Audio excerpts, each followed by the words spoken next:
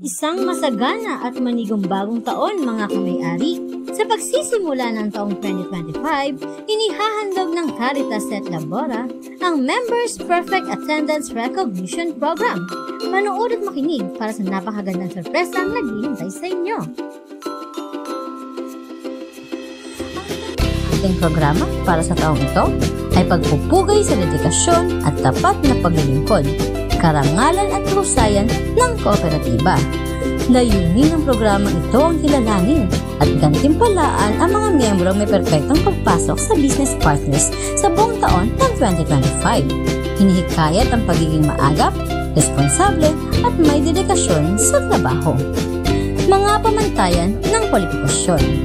No late arrivals. Ang mga miyembro ay kailangang pumasok sa trabaho ng tama sa oras ayon sa opisyal na schedule sa loob ng buwan na itinakda. No undertime. Ang mga miyembro ay kailangang tapusin ang kanilang shift nang hindi umaalis ng maaga, maliban kung naipaalam ng maaga at inaprubahan. No absences. Ang mga miyembro ay kailangang walang pagliban sa lahat ng nakaschedule na araw ng trabaho sa loob ng bawat buwan. Mga sitwasyong isasaalang-alang kung ang dahilan ng pagkahuli at pagliban ay ang sumusunod. Una, typhoon signal number 2. Ang pagliban o pagiging huli sa trabaho dahil sa typhoon signal number 2 ay tuturing na balido sa kondisyong ang babala ay nakaapekto alinman sa mga sumusunod. Lugar ng paninirahan ng miyembro o lugar ng operasyon ng business partners. Pangalawa, paid leave. Ang mga sumusunod na bayad na leave ay hindi makakaapekto sa kwalifikasyon para sa perfect attendance tulad ng maternity, paternity, SIL or SSS sick leave. Pangatlo, grace period. Anumang palugit sa oras ng pagpasok sa trabaho alinsunod sa mga patakaran ng kumpanya o kooperatiba ay isasaalang-alang sa pagsusuri ng pagdalo. Pang-apat, holiday. Alinmang uri ng holiday ay balidong pagliban. Ito man ay regular or special non-working holiday. Siguraduhin lamang na walang ibinigay na schedule ng pagpasok sa mga araw na binanggit. Panghuli, inactive member. Ang mga miyembro hindi nakadeploy o tinuturing na hindi aktibo para sa anumang partikular na buwan ay hindi magiging kwalipikado para sa programa. Ang programang ito ay dinisenyo upang bigyang prioridad ang perfect attendance ng mga aktibong miyembro. Paraan ng pagkilala. Monthly recognition.